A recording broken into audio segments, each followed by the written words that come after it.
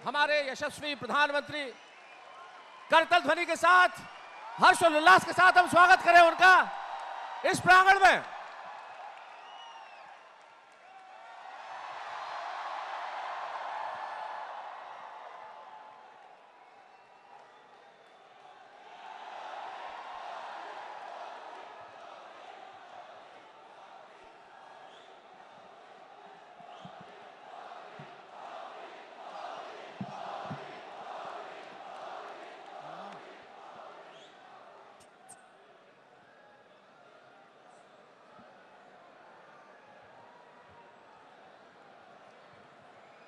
सूरत वासियों खूब खूब आभार।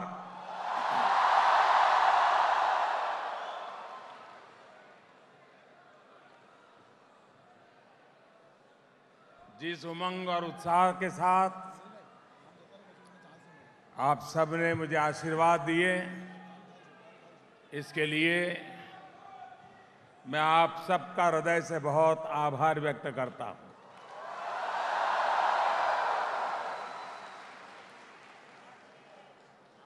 मुझे आने में कुछ विलंब हुआ, इसके लिए मैं आपकी क्षमा चाहता हूं।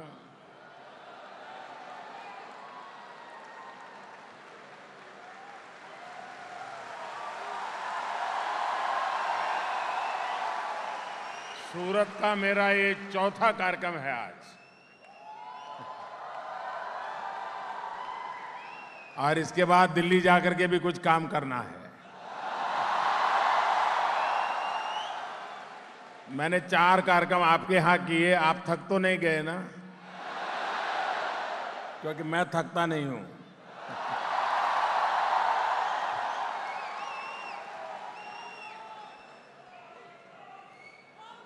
मुझे बताया गया कि जितने लोग अंदर हैं उससे भी ज्यादा लोग बाहर हैं। उन सभी बंधुओं को जो असुविधा हुई है वे अंदर नहीं आ पाए हैं। स्वाभाविक है, उनके दिल में थोड़ा दर्द होगा, कसक होगी। मैं उनकी भी क्षमा मांगता हूं।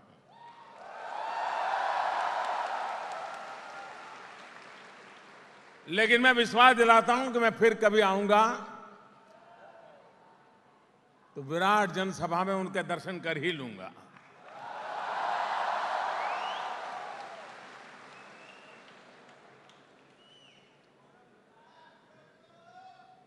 देश का नौजवान देश का भविष्य है, और आज उत्साह, उमंग और जोश से भरे हुए इन नौजवानों के बीच में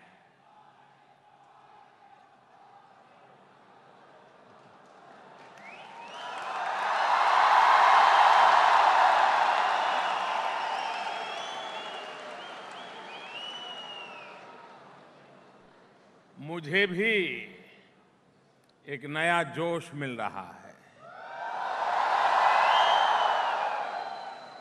और आजकल तो युवाओं में चर्चा है, हाउ इज द जोश।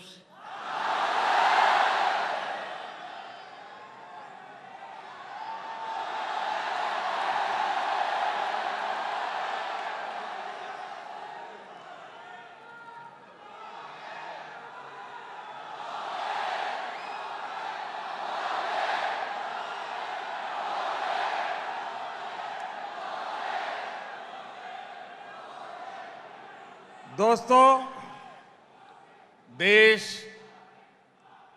तेज गति से बदल रहा है। जिस आशा और अपेक्षा के साथ 2014 में आपने मुझ पर जिम्मेवारी दी, देशवासियों ने जिम्मेवारी दी। आप गुजरात के लोग तो मुझे भी जानते थे, मेरे काम को भी जानते थे।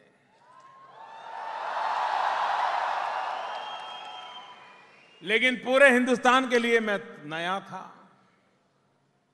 लेकिन देश ने मुझ पर भरोसा किया, क्योंकि आपने देश को बताया कि भरोसे करने जैसा है।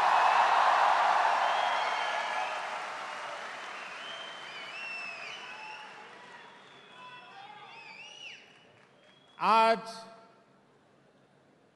कभी चर्चा होती होगी कि देश में ये काम हो रहा है, वो काम हो रहा है, 9 करोड़ टॉयलेट बन गए, ढिकना हो गया, फलाना हो गया।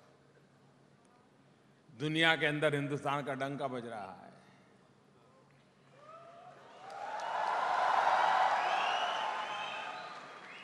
क्या कारण है?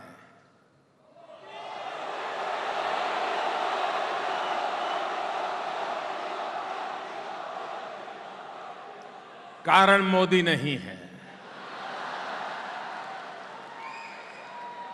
कारण आपका एक वोट है।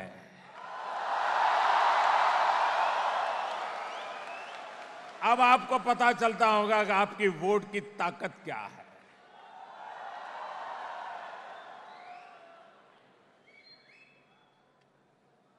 आपके एक वोट ने 5 साल तक मुझे दौड़ाता है। आपका वोट, आपका एक वोट मुझे दिन रात जाग करके आपके लिए कुछ करने की प्रेरणा देता है। सूरत व्यापारियों की भूमि है। आपको जरूर लगता होगा कि आपने 2014 में इन्वेस्ट किया था, उसका पूरा फल आपको मिल गया है। और चक्रवृद्धि ब्याज से मिला होगा।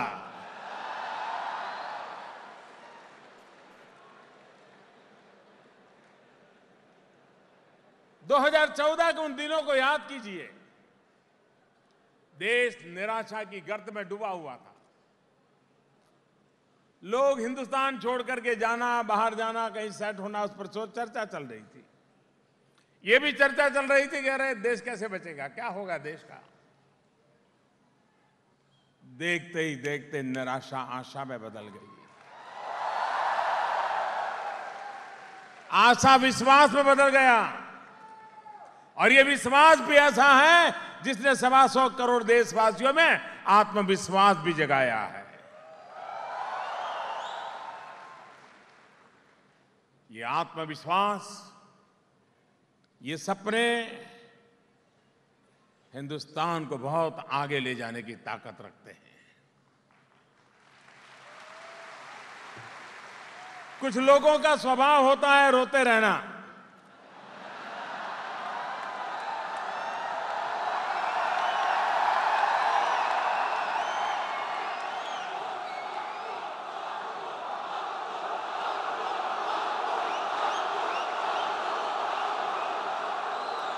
न मेरा रोने में विश्वास है, न रुलाने में विश्वास है। मुझे आगे चलाने में विश्वास है।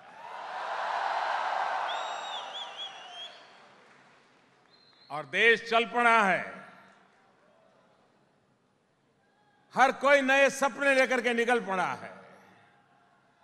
कभी कभी लोग मुझे पूछते हैं कि मोदी जी,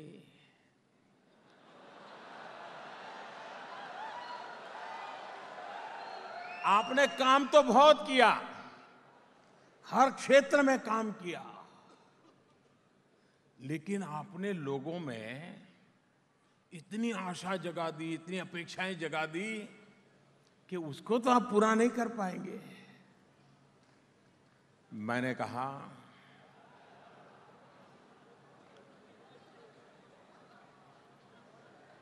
कि निराशा के बजाय आशा पैदा होना अच्छा है कि बुरा है।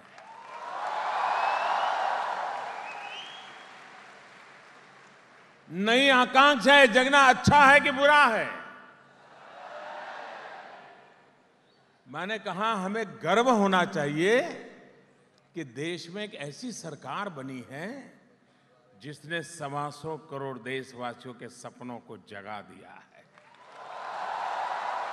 देश में एक ऐसी सरकार काम कर रही है जिस काम को देख करके उसको लगता है अरे मोदी जी इतना कर सकते तो ये भी कर देंगे।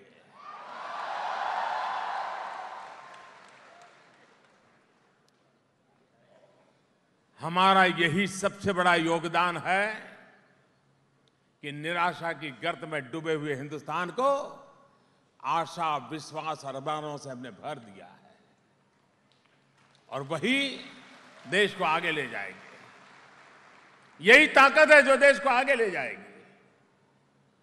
कोई कल्पना कर सकता है स्वच्छता जैसा विषय देशवासियों ने अपना बना लिया, वरना हमारे देश का हाल क्या था? 2 शब्द हमारे जहन में गर कर गए थे।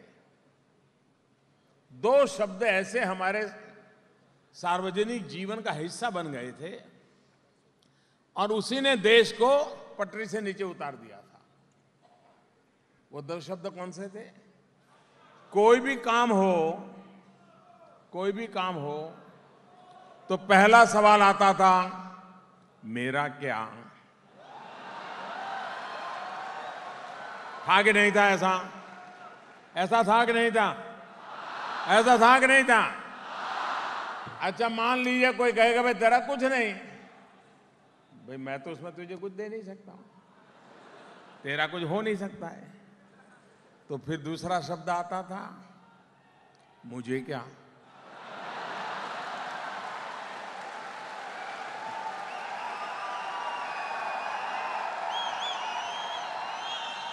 यानी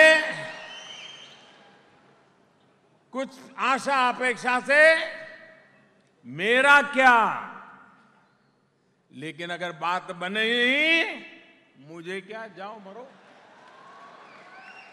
हमने इन दोनों शब्दों के खिलाफ लड़ाई लड़ी है दोस्तों, और उसका परिणाम है सबका साथ, सबका विकास, हर किसी का साथ। तो दोस्तों, मुझे अच्छा लगा सूरत ने एक विशिष्ट प्रकार के कार्यक्रम की रचना की। आप नौजवानों से भी कुछ बातें करने का मुझे मौका मिलेगा। मुझे बताया गया कि कुछ नौजवान सवाल पूछना चाहते हैं, जरूर पूछें।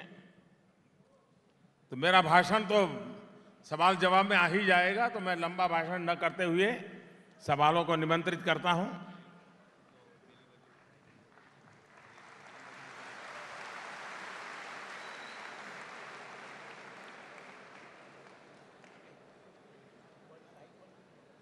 एंकर का मोबाइल फोन चल रहा है क्या? जी जी, शुरू हो गया। हाँ।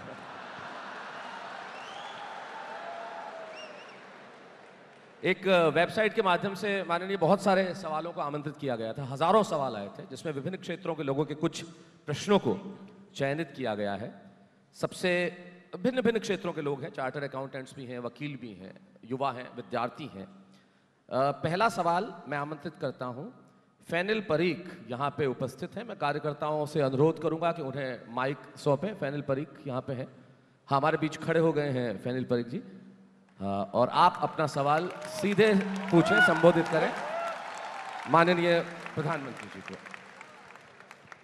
जी, फैनिल परीख जो इस वक्त B6 में खड़े हुए हैं, आप सभी दर्शकों की जानकारी हेतु B6 जो मेरे बाईं ओर है और खड़े हुए हैं वहाँ पे सफ़ेद शर्ट में, सारे दर्शक उन्हें देख सकते हैं। फैनिल जी, प्रधानमंत्री जी आपका प्रश्न सुन रहे हैं, आप अपना प्रश्न पूछें।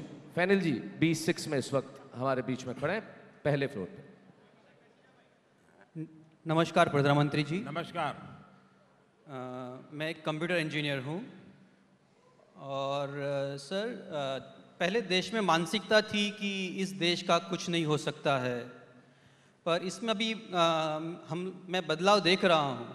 तो मेरा प्रश्न ये है कि ये बदलाव संभव कैसे हुआ? धन्यवाद जी। मैं सबसे पहले तो आपका धन्यवाद करता हूं, आपका अभिनंदन करता हूं कि आपने बदलाव को महसूस किया।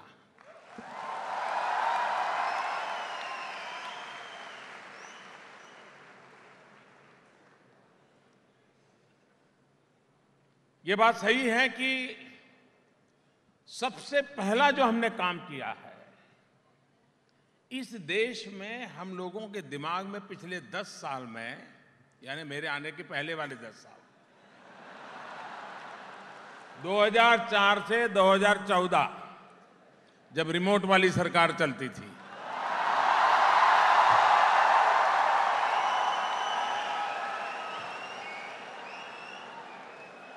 उस समय के हालात ये थे कि हर किसी ने मान लिया कुछ होने वाला नहीं, खेल खत्म।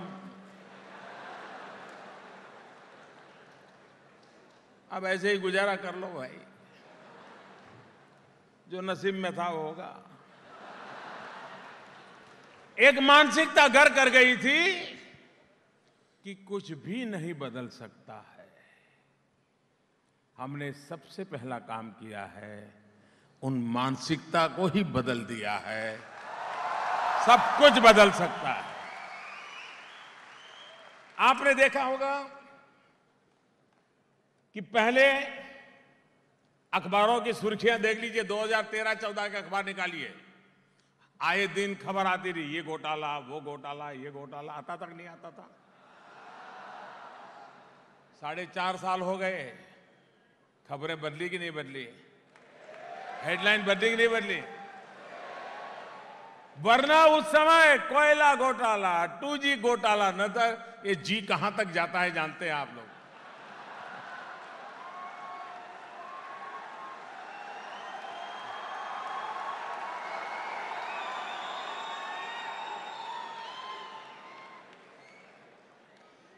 एक छोटा उदाहरण देता हूं, 26/11 हुआ था, याद है? 26/11 याद है ना? मुंबई में आतंकियों ने हमला किया था। बाद में क्या हुआ?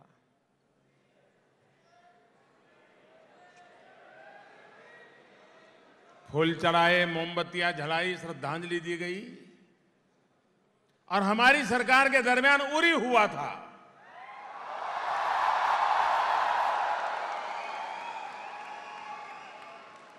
उरी के बाद क्या हुआ? क्या हुआ? ये बदल हुआ कि नहीं हुआ? तब इतनी बड़ी मात्रा में निर्दोष लोगों को मौत के घाट उतार दिया गया और सरकार सोचती रही। उरी ने हमें सोने नहीं दिया।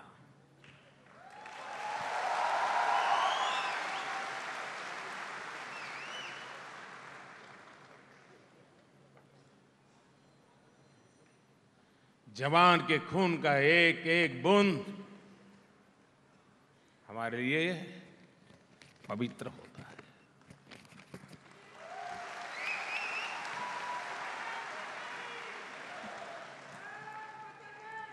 और उसी में से भीतर वो आग थी जो आग उस जवान के दिल में थी, वही आग इस प्रधानमंत्री के दिल में।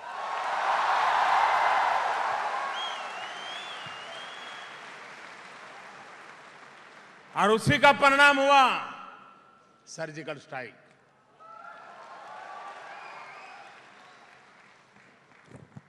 बदलाव ऐसे आता है,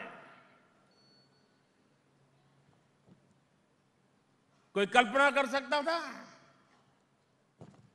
कि काले धन के खिलाफ इतनी बड़ी लड़ाई कोई लड़ सकता है? हर कोई सोचते थे कि नेता लोग आते हैं, बोलते हैं, फिर वो भी सेट हो जाते हैं। ये ऐसा नेता है, खुद सेट होता नहीं अपने लिए और नहीं औरों को अपसेट किए बिना छोड़ता है। नोटबंदी के बाद 3 लाख कंपनियों को ताले लगा दिए, 3 लाख कंपनियों को। अगर किसी एक कंपनी को ताला लग जाए तो बहुत बड़ा पुतले जलाने के कार्यक्रम हो जाते हैं। 3 लाख कंपनियों को ताले लग गए, चूं तक आवाज नहीं आ रही है, क्योंकि सब हर कोई किसी न किसी पाप से डूबा हुआ था। अगर फैसले लेने के लिए इरादे साफ हो, नियत नेक हो, देश हित में हो, अपने निजी स्वार्थ के लिए न हो, तो निर्णय भी किए जाते हैं, निर्णयों का परिणाम भी मिलता है।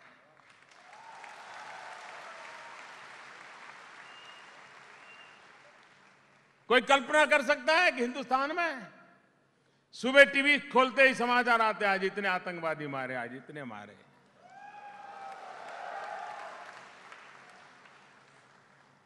ये ठीक है, हमारे जवान भी शहीद हो रहे हैं, लेकिन वे सीना तान करके लड़ते लड़ते मर रहे हैं, सोए हुए आकर के कोई बम फेंक करके नहीं मार पा रहा।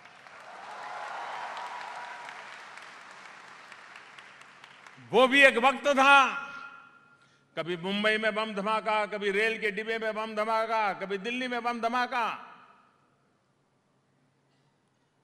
कभी अयोध्या में बम धमाका, कभी जम्मू में बम धमाका। 4.5 साल हो गए, सब कुछ कश्मीर में अटक गया है। ये बदल है कि नहीं है? देश का नौजवान आज पैसों के अभाव में अपने सामर्थ्य के लिए निराशा को लेकर के डूबता नहीं, बैठा नहीं रहता है। मुद्रा योजना के तहत बैंक के दरवाजे खटखटाओ और बिना गारंटी आप लोन लेने के हकदार बनते हो और अपना कारोबार शुरू कर सकते हो। पहले कभी नहीं होता था। इस देश में बलात्कार पहले भी होते थे। समाज की इस बुराई कलंक ऐसा है कि आज भी उस घटनाओं को सुनने को मिलता है, माथा शर्म से झुक जाता है, दर्द होता है। लेकिन आज 3 दिन में फांसी, 7 दिन में फांसी, 11 दिन में फांसी, 1 महीने में फांसी, लगातार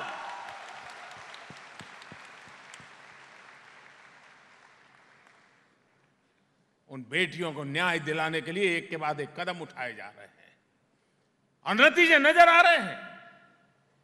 लेकिन देश का दुर्भाग्य है कि बलात्कार की घटना तो 7 दिन तक टीवी पर चलाई जाती है, लेकिन फांसी की सजा की खबर आकर के चली जाती है।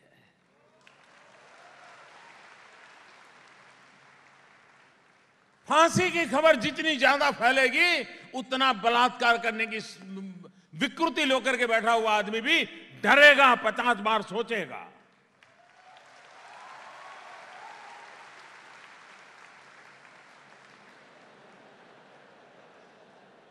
मेरा कहने का तात्पर्य यह है कि देश बदल रहा है, उसका मूल कारण है 125 करोड़ देशवासियों ने तय कर लिया है कि बस अब बदल के रहना है।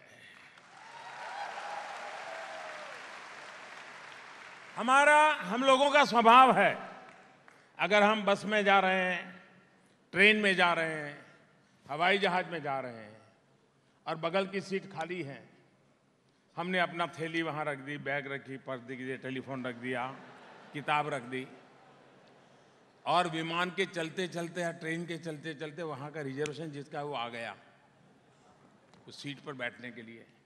सीट तो हमारी नहीं थी, हम तो हमारी सीट पर बैठे थे, वो तो खाली पड़ी थी, उसकी थी।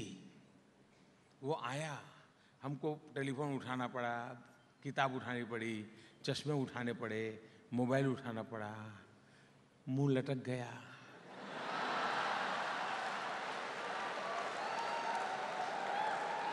ये कहां से आ गया? एक सीट खाली थी, मैं आराम से बैठा था। सीट आपकी नहीं थी, फिर भी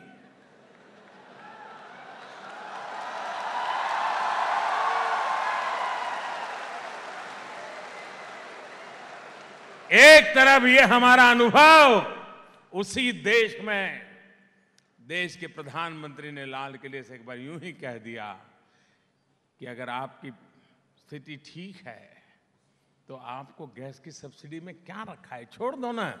मेरे देश के 1.25 करोड़ लोगों ने छोड़ दिया।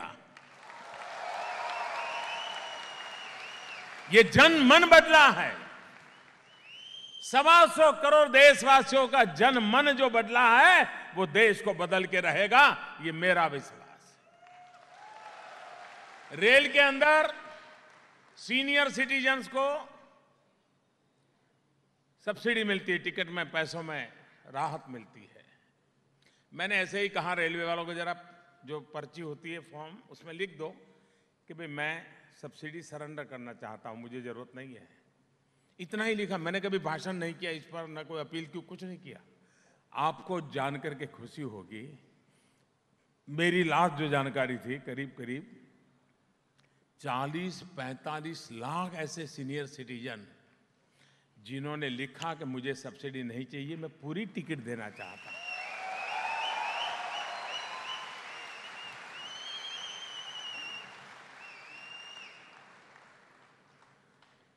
ये है मेरे देश का सामान्य मानवीय का मिजाज जो बदला है, वही मेरे देश की भविष्य, उज्जवल भविष्य की गारंटी है। ये आशा, ये विश्वास, ये आत्मविश्वास, ये सपने और उन सपनों के अनुकूल सरकार की नीतियां, सरकार की रीति, सरकार की गति, सरकार की मति उसको एक नई ताकत देती है। पहले ऐसी मान्यता थी सब कुछ सरकार करेगी, हम ही सब कुछ है। हमने आकर के बदल दिया, जी नहीं, हमसे बड़ा देश है, देश के लोग बड़े हैं। 125 करोड़ देशवासी देश बदल सकते हैं, हम तो निमित्त हैं। उनके भरोसे छोड़िए, वो देश को आगे ले जाएंगे और हमने छोड़ना तय कर लिया है। देश के भरोसे, 125 करोड़ देशवासियों के भरोसे चलना, ये सपना लेकर के हम चल पड़े हैं। और वही ताकत है, एक मोदी नहीं है, ये 125 करोड़ मोदी है जो देश बदल रहे हैं, जो देश बदल रहे हैं। धन्यवाद आपके सवाल के लिए। माननीय प्रधानमंत्री जी, अगला प्रश्न इस ओर से है। डॉक्टर निशिल शाह हमारे बीच में है, मैं उनसे अनुरोध करूंगा कि वो अपना प्रश्न संबोधित करें माननीय प्रधानमंत्री जी को। हमारे कार्यकर्ता माइक सौंपे उन्हें। डॉक्टर निशिल शाह प्रश्न पूछ रहे हैं। माननीय प्रधानमंत्री, the architect of the new India, Bharat का नागरिक होते मुझे गर्व की भावना है कि सामान्य घर में से आके आप भ्रष्ट ताकतों के सामने चुनौती दे रहे हो और इसी चुनौती के साथ डर के मारे एक महागठबंधन हो रहा है। 2019 में भारत के 125 करोड़ देशवासियों कांग्रेस मुक्त भारत का इंतजार कर रहा है, आप इस बारे में क्या कहना चाहते हैं?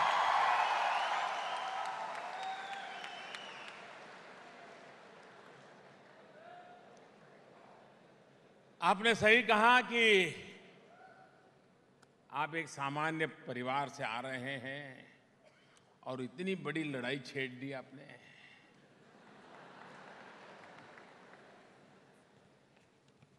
मुझे लगता है कि मैं इसलिए छेड़ पाया हूं क्योंकि मैं सामान्य परिवार से आता हूं। मैं भी अगर बड़े घराने से आया होता, मैं भी वो बड़े बड़े बैगेज लेकर के आया होता, तो मुझे भी डर रहता कि कल मेरी किताब खुल जाएगी तो क्या होगा।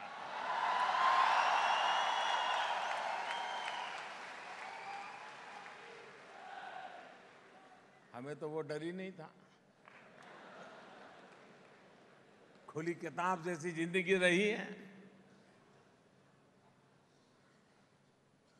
13-14 साल आपके बीच में काम किया है, विरोधियों ने भी कभी उंगली नहीं उठाई। वही ताकत थी जिसके कारण डर नहीं लगा कभी। क्या होगा, अरे जो होगा तो होगा यार, होता क्या। दूसरा, मैं ये विश्वास से मानता हूं, ये मेरा कन्विक्शन है, हमारे देश की समस्याओं की जड़ में ये भ्रष्टाचार दिमक की तरह घुस गया है, सारी व्यवस्था को तबाह कर दिया है। कहीं से तो शुरू करना चाहिए कि नहीं करना चाहिए, बताइए।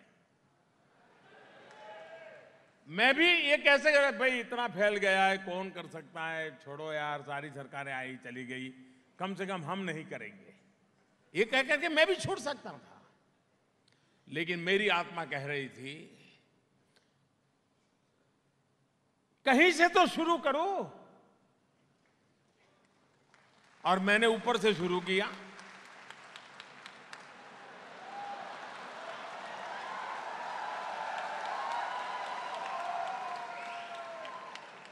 और ये ऊपर ठीक हो जाएगा ना, तो नीचे तो फिर आप समझ लीजिए भमाभम होने वाला है।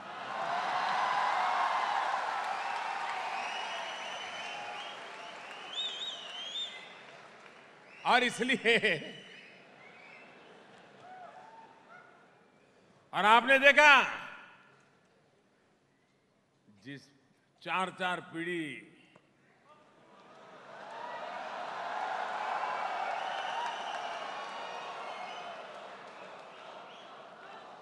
उनको नाम लेते ही देश कांपता था। उनकी ताकत ऐसी थी, देश को 18 महीने तक जेल खाना बना दिया था, ये ताकत थी उनकी। कभी किसी ने सोचा नहीं होगा कि 4-4 पीढ़ी भारत पर राज करने वालों को एक चाय वाला चुनौती दे रहा है।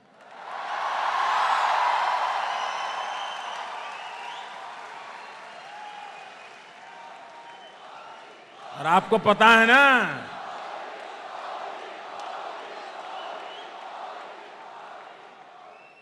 आपको पता है ना, वे जमानत पे है। कभी किसी ने सोचा होगा? और भी उनके सारे सागरी दरबारी लोग हैं, वो भी जेल कोर्ट के चक्कर काट रहे हैं। और मुझे विश्वास है 125 करोड़ देशवासियों के आशीर्वाद है, ये कोर्ट के चक्कर जितने लगाने लगा ले, एक दिन को तो उनको जाना ही पड़ेगा।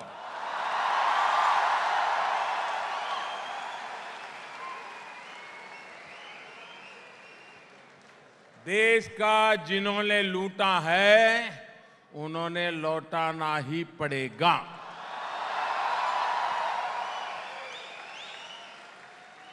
आप मुझे बताइए, पहले भी इस देश से बेईमानी करके, रुपये मार करके देश छोड़कर लोग भागे हैं कि नहीं भागे हैं? सैकड़ों की तादाद में भागे हैं। लेकिन उसके बाद क्या हुआ? क्या करे, वो भाग गया।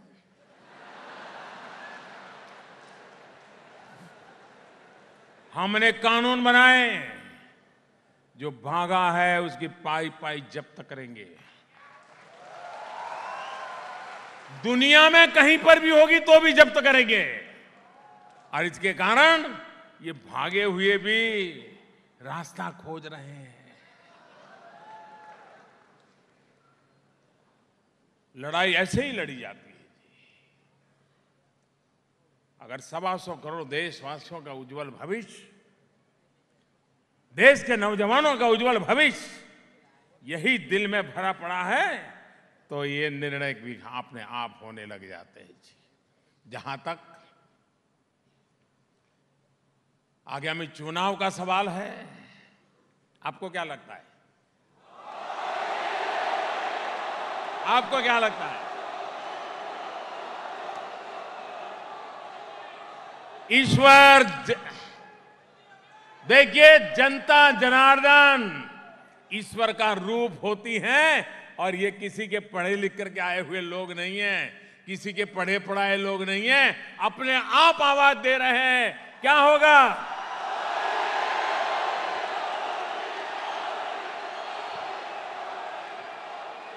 हमारे सामने चुनौती और है।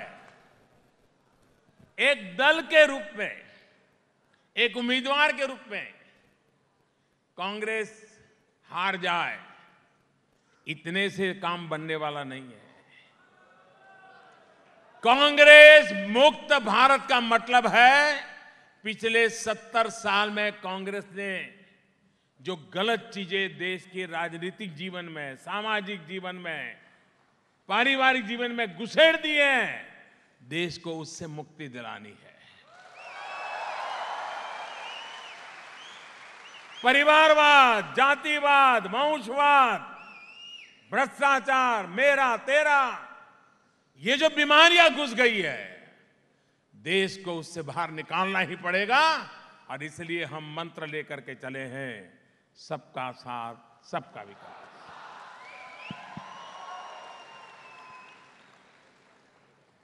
और कोई? जी, अगला प्रश्न बहुत हजारों लोग पूछना चाहते हैं, लेकिन अगला प्रश्न इस ओर से है। मैं श्रीमती उर्मिला बारोट से निवेदन करूंगा, जो इस वक्त ये जो B31 में है, ऊपर खड़ी हुई है हमारे बीच में। मेरे कार्यकर्ता बंधु उनके पास जाएं और उन्हें माइक सौंपें और ये प्रश्न पूछे। श्रीमती उर्मिला बारोट। जी उर्मिला जी, प्रधानमंत्री जी आपका प्रश्न। नमस्कार सर। नमस्ते। मैं लीगल फील्ड से हूँ। मैं पिछले कई टाइम से पॉलिटिक्स को फॉलो कर रही हूँ।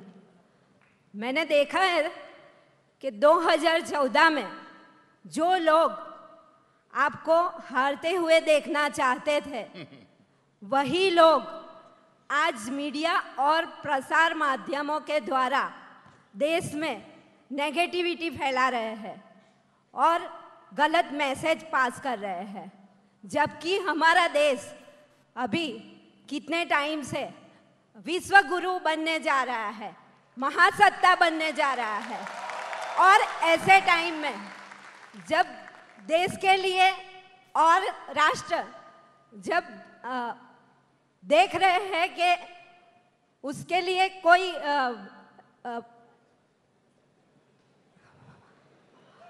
देखे कि कोई राष्ट्र के लिए, हमारे देश के लिए आप गुजराती बोलिए, चिंता मत कीजिए। जी सर। नहीं,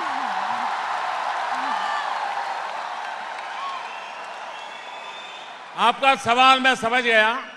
आप जो कहना चाहते हैं, आपका भाव मैं समझ गया हूं। हम चाहते हैं सर कि हमारे देश में जो अराजकता हो रही है, वो अराजकता बंद हो और हमारा देश का पूरा विकास हो। और ये विकास में हम जैसे नागरिक देश का उज्जवल भविष्य बनाने में लगे हुए हैं और हम प्रयत्न कर रहे हैं। तो हम जैसे नागरिकों के लिए आपका क्या संदेश है? वंदे मातरम। आपने ये जो चिंता की, इसके लिए मैं आपका आभारी हूं। ये बात सही है। अगर आप 2013-14 में जब लोकसभा के चुनाव चल रहे थे, उस समय की खबरें देखें तो एक टोली थी, बोली नहीं थी,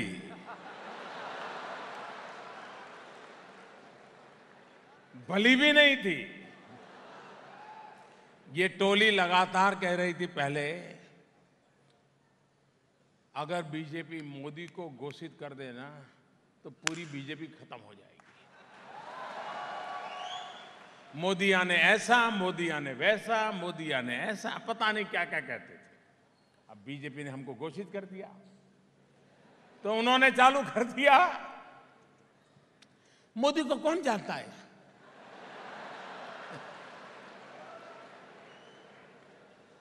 गुजरात वाले जानते हैं, और कौन जानता है?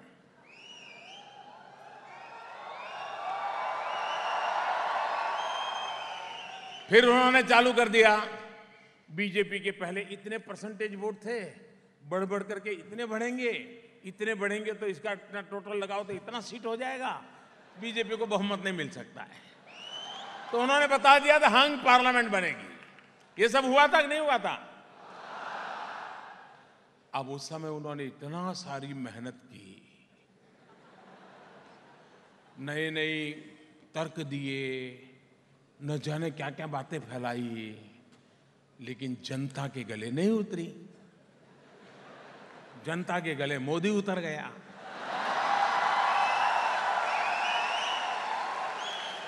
अब मुझे बताइए, 2013-14 में जिन्होंने इतनी मेहनत की, ये मोदी नाम का खड़ा ही नहीं होना चाहिए। उनके दिल में कितना गुस्सा भरा पड़ा होगा बताइए। वो अपमान महसूस करते होंगे कि नहीं करते होंगे? वो मोदी को हर हाल में नीचा दिखाने के लिए कोशिश करेंगे कि नहीं करेंगे? अपने अहंकार के लिए करेंगे कि नहीं करेंगे? ये नेगेटिविटी का कारण वही है। लेकिन हमें ऐसी नेगेटिविटी की चिंता नहीं करनी चाहिए। हमें नेगेटिविटी का उत्तम उपाय क्या है? पॉजिटिविटी।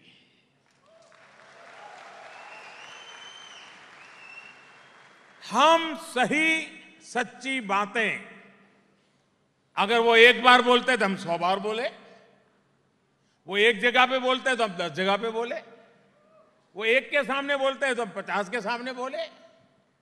अगर आप सब इस काम में जुड़ जाएं तो नेगेटिविटी करने वाले 13-14 में भी कर रहे थे, अभी भी करेंगे। अच्छा, एक तो ये जमात हो गई जिनको मेरा मुंह भी पसंद नहीं है, नाम भी पसंद नहीं है।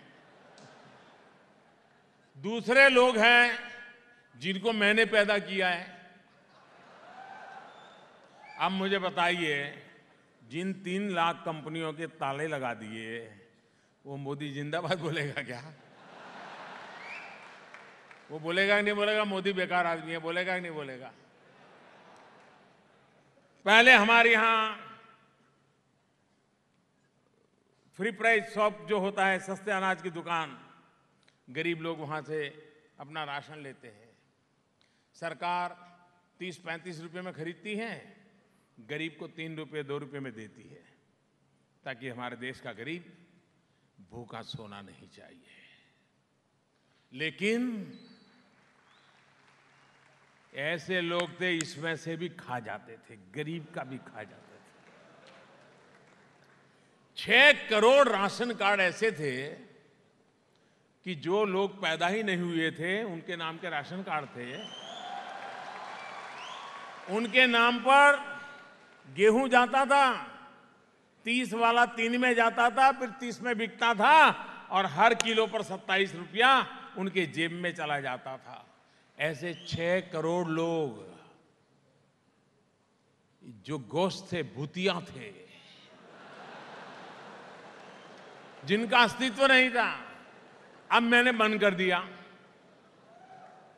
जिन लोगों को सब्सिडी मिलती थी डायरेक्ट उनके खाते में जमा होने लगी। तो बिचौलियों की दुकान बंद हो गई कि नहीं हो गई? हो गई कि नहीं हो गई?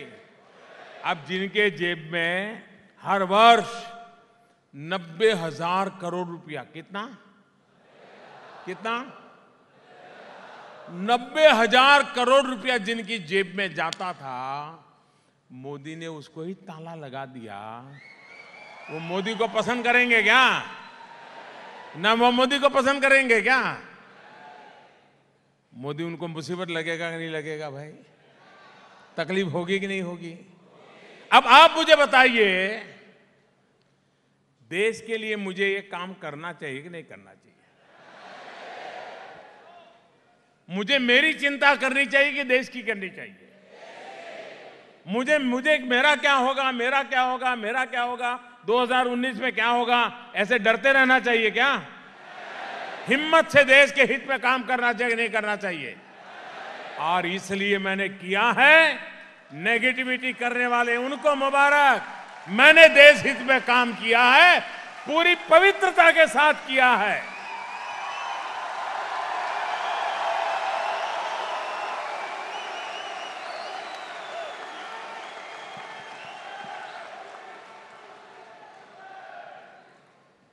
आपकी तरफ से पॉजिटिव समाचार पहुंचाने का प्रयास, अगर आप में से कुछ लोग नमो ऐप पर चले जाएंगे, कितने लोग हैं जिनके पास नमो ऐप है? काफी लोगों के पास है, लेकिन बहुत लोगों को डाउनलोड करना चाहिए। करेंगे? उसके अंदर सारी जानकारियां, सही जानकारियां सरकार की, एक मिनट की जानकारी है। उसमें से जो आपको ठीक लगे, आपके दोस्तों को, आपके रिश्तेदारों को, आपको परिवारों को फॉरवर्ड कर दीजिए। देखिए, पॉजिटिविटी का माहौल अपने आप बनने लग जाएगा।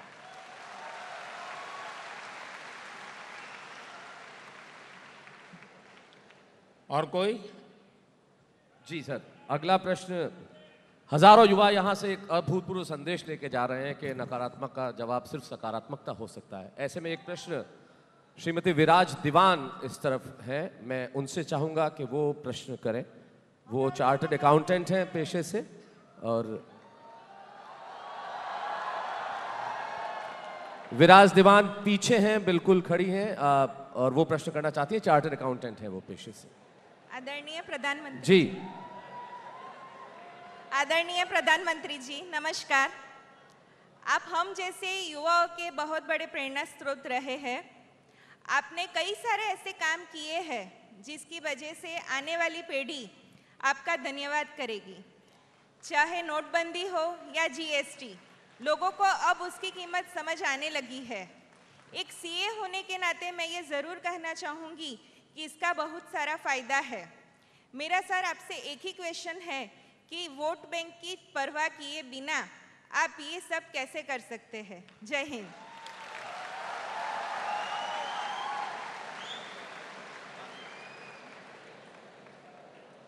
बहुत सरल सा जवाब है।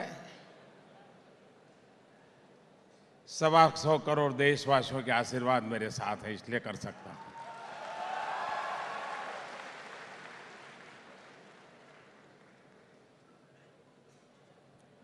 देखिए, समाज जीवन में आज भारत एक ऐसी अवस्था में पहुंचा है, ये मौका हमने गंवाना नहीं चाहिए। कोई कल्पना कर सकता है कि जब हमारी सरकार बनी तब हम दुनिया में अर्थव्यवस्था में 10वें नंबर पे थे। पूरे विश्व में हम 10वें नंबर पे थे। आज हम 6ठे नंबर पे पहुंच गए। 4 साल में 10 में से 6 नंबर पे। और मैं आपको विश्वास दिलाता हूं, वो दिन दूर नहीं होगा, ये खबर आएगी कि भारत अब 5वें नंबर पे पहुंच गया है। दुनिया के समृद्ध देशों को हमने पीछे छोड़ दिया है। आज हम गर्व कर सकते हैं कि दुनिया का सबसे ऊंचा स्टैच्यू किसके पास है? कौन हिंदुस्तानी होगा जिसको गर्व नहीं होगा? दुनिया का, हिंदुस्तान का सबसे लंबा रेल और रोड ब्रिज हमारी सरकार के समय लोकार्पण हुआ। किसको गर्व नहीं होगा?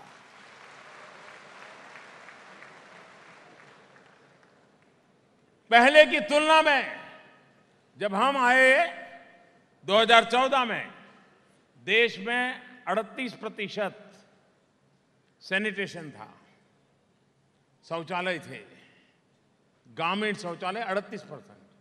आज 98% हो गया।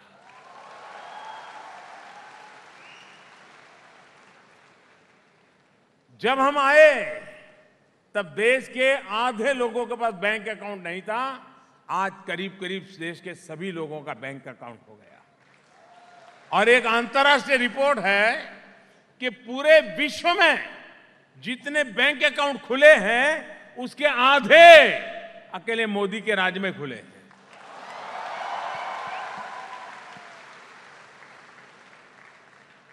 अगर एक बार, क्योंकि समाज ने मुझे यहां सोने के लिए नहीं भेजा है, मौज करने के लिए नहीं भेजा है, प्रधानमंत्री पद को एंजॉय करने के लिए नहीं भेजा है, काली मजदूरी करूंगा, 24 घंटे काम करूंगा, देश के लिए जो कर सकता हूं वो करने में कहीं पीछे नहीं रहूंगा। जी, अगला प्रश्न इस तरफ से, जो मैं यहाँ एक सुश्री शिखा नारंग हमारे बीच में है, वो एक सवाल करना चाहती है। एक युवती हैं, वो प्रधानमंत्री से मुखातिब हैं और आप अपना सवाल पूछें, इन्हें माइक दें। देश के युवाओं को गर्व है कि इतने गौरवमय क्षण हमें मिले पिछले इन 4.5 वर्षों में। जी शिखा। नमस्कार प्रधानमंत्री जी। नमस्कार। मेरा नाम शिखा है, मैं एक आर्टिस्ट हूँ। मेरा आपसे एक छोटा सा सवाल है। आपने भारत के विकास के लिए इतनी मेहनत करके इतनी योजनाएं बनाई हैं, इन योजनाओं के फलस्वरूप और अपनी दृष्टि से आप भारत देश का भविष्य कैसे देखते हैं?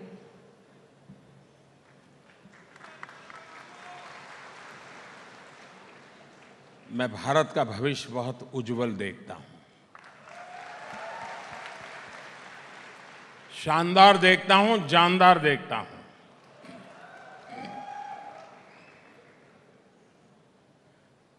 आप मुझे बताइए, आज पूरे विश्व में हिंदुस्तान का डंका बज रहा है कि नहीं बज रहा है?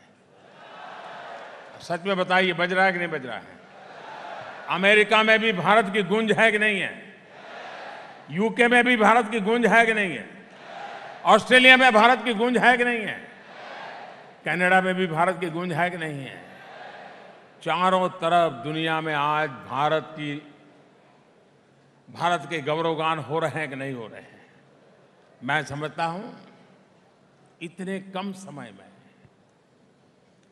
अगर हम दुनिया के अंदर भारत के हक का, ये सब हमारा हक था, लेकिन किसी ने कोशिश नहीं की, हमने नया कुछ नहीं किया, सिर्फ भारत का जो हक था उसको दिलाने की कोशिश की है, वो हमें आज मिला है।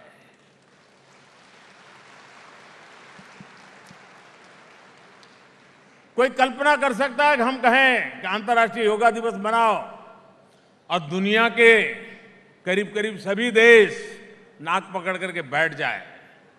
गर्व होता है कि नहीं होता है?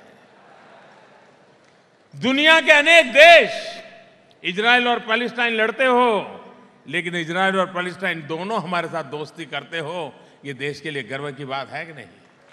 ईरान और सऊदी अरेबिया के बीच में तनाव होगा, लेकिन दोनों हमारे साथ जुड़ जाएं, दोनों हमसे दोस्ती करें, ये हमारे लिए गर्व होगा कि नहीं होगा?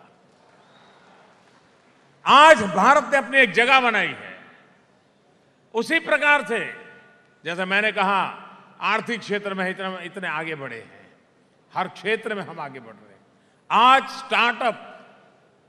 स्टार्टअप जो हमारे देश का 800 मिलियन यूथ हो, जिस देश के पास 800 मिलियन, करीब 65% जनसंख्या 35 साल से कम उम्र की हो, वो देश जवान है, जवानी की ताकत है, जवानी का उमंग है, जवानी की ऊर्जा है, जवानी के सपने हैं, वो देश पीछे कैसे रह सकता है? आवश्यकता है उसको सही मौका दिया जाए, अवसर दिया जाए, तो अपने आप परिणाम मिल सकता है।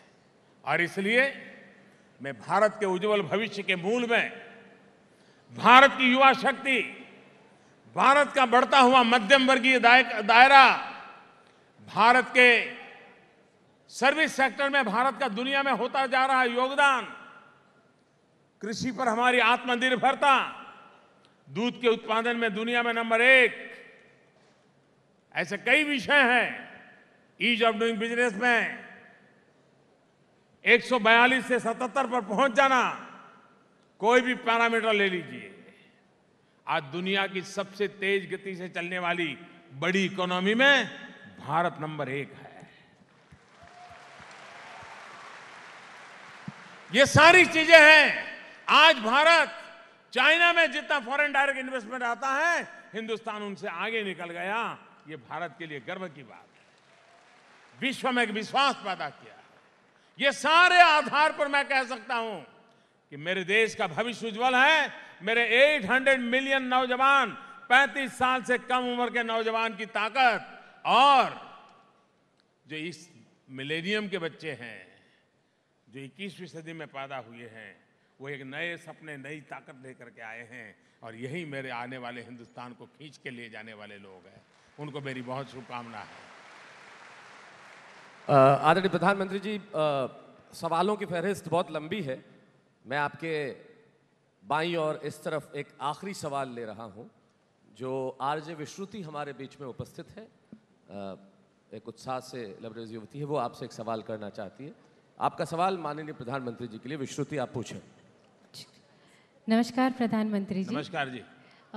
मैं आरजे विश्रुति हूँ, रेड एफएम से मॉर्निंग शो करती हूँ, और बहुत ही गर्व से ये बात कहना चाहती हूँ कि पहली बार इस देश को ऐसा लीडर मिला है जिसके पास सबसे ज़्यादा यूथ यंगस्टर की फॉलोअरशिप है और वो आप है।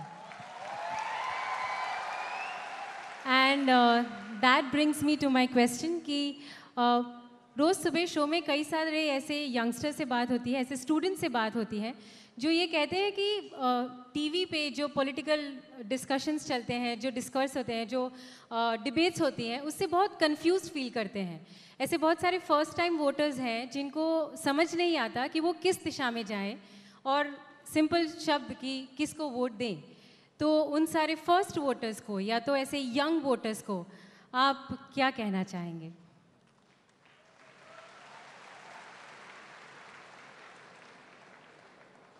ये बात सही है कि हमारे देश में हमारा लोकतंत्र बहुत मजबूत है, हमारा लोकतंत्र बहुत वाइब्रेंट है, लेकिन हमारे देश के राजनीतिक दलों की मानसिकता अभी भी बहुत पुरानी है और इसलिए लगातार डेवलपमेंट के मुद्दों पर डिबेट हो, सामान्य मानवीय की आशा आकांक्षाओं अपेक्षाओं के संदर्भ में डिबेट हो, रेल रोड बिजली पानी सड़क इन सारी चीजों में चर्चा हो, लेकिन दुर्भाग्य से हमारे विरोध में बैठे हुए लोग, उनके लिए मुद्दों पर बहस करना बहुत मुश्किल है।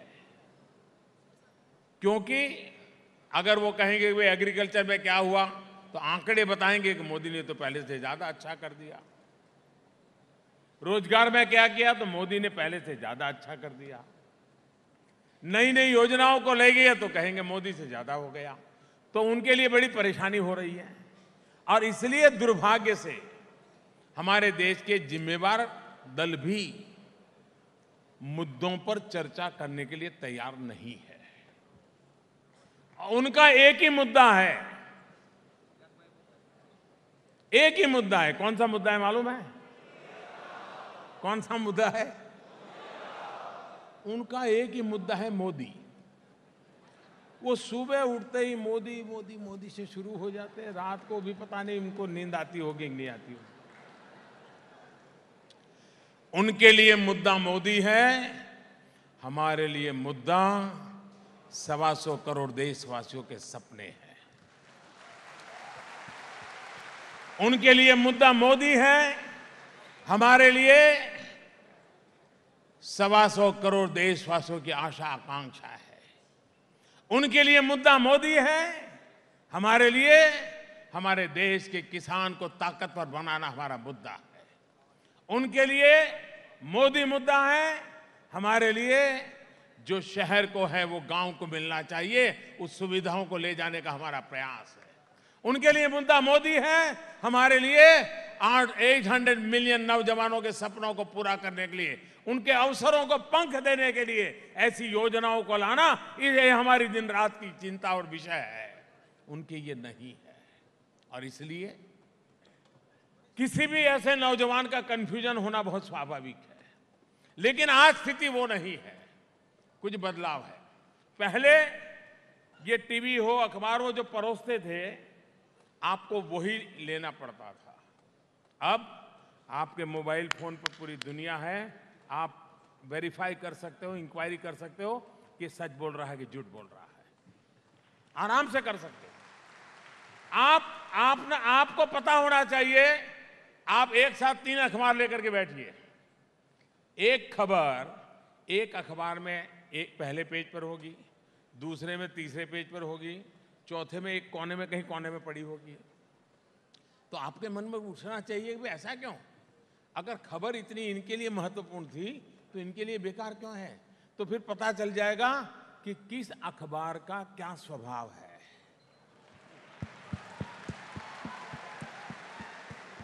आपको मुश्किल नहीं होगा, आप टीवी चैनल भी 3-4 देख लेंगे तो पता चलेगा एक ही खबर को ये ऐसे बोल रहा है, ऐसे बोल रहा है, ऐसे बोल रहा है। तो आप आराम से, और मैं मानता हूं हमारे देश की नई पीढ़ी के जो नौजवान है, जो फर्स्ट टाइम वोटर है, उनमें ये महारत हमसे भी ज्यादा है।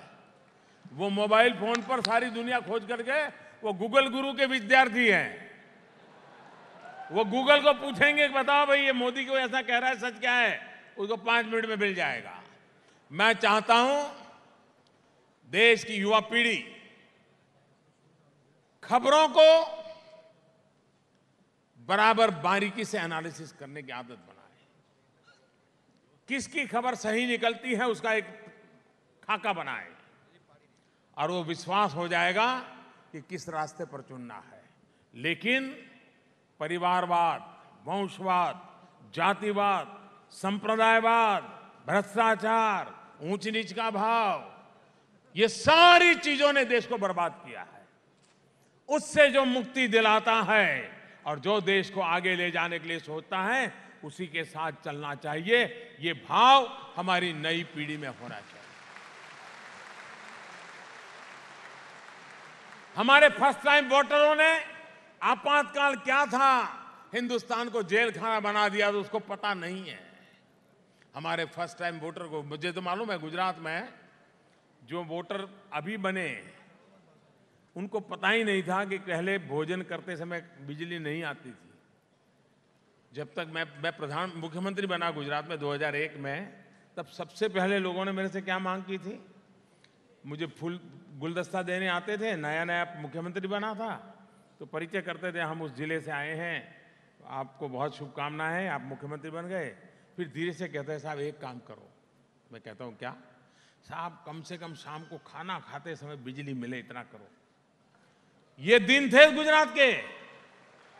आज 24 घंटे बिजली मिल रही है, लेकिन उस समय जो 3 साल का बालक था उसको मालूम नहीं है कि उसके माँ बाप को अंधेरे में गुजारा करना पड़ा था। और इसलिए ये नई पीढ़ी को बताना पड़ेगा कि देश को 70 साल कैसे लूटा गया, कैसे बर्बाद किया गया है, और पहली बार ये 5 साल में इस बर्बादी से बचाने की कोशिश हो रही है। अभी भी मैं ये नहीं कहता मैंने सब कर लिया है, मैंने ऐसा दावा कभी नहीं किया है, लेकिन किया है वो सही दिशा में किया है, सही करने के लिए किया है, और अपनी चमड़ी बचा कर नहीं किया है, जी जान से किया है, खुद को दांव पे लगा कर किया है। और मैं आगे भी आपको विश्वास दिलाता हूं, न मैं रुकने वाला हूं, न मैं थकने वाला हूं, और न ही झूठ के सामने कभी झुकने वाला हूं।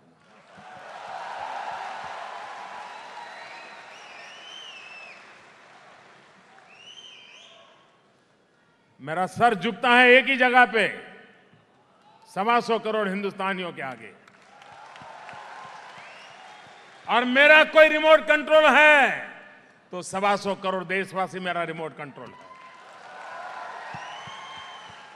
मैं उन्हीं को समर्पित हूं, उनके सपनों को समर्पित हूं, और उन्हीं के लिए काम करने का निर्णय कर करके मैं चला हूं।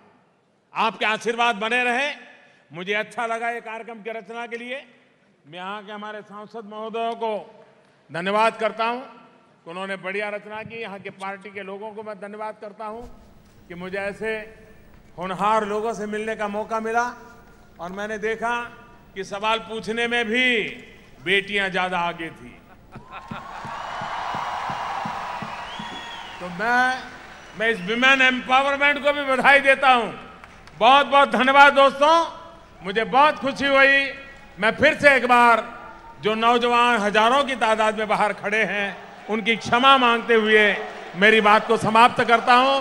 भारत माता की जय, भारत माता की जय, भारत माता की, भारत माता की, वंदे वंदे वंदे वंदे वंदे वंदे वंदे वंदे वंदे